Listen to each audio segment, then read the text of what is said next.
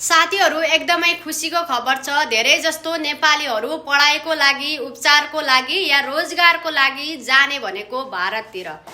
उहाँहरूको लागि एकदमै खुसीको खबर छ साथीहरू। अब हामीहरू अनलाइनबाट नै इन्डिया र भारत बीच व्यक्तिगत रूपमा मनी ट्रान्सफर गर्न सक्ने सेवा सुरु हुने भएको छ साथीहरू। नेपाल सरकारले अब छिट्टै नै यो सेवा सुरु गर्दै हुनुहुन्छ। तपाईहरुलाई यो खबर सुनेर कतिको खुसी लाग्यो त साथीहरू? मलाई त एकदमै खुसी लाग्यो। हामीहरूले वर्षौंदेखि सोचेको काम अहिले नेपाल सरकारले, राष्ट्रिय स्वतन्त्र पार्टीको सरकारले हामीहरूको सपना पूरा गर्दैछ साथीहरू।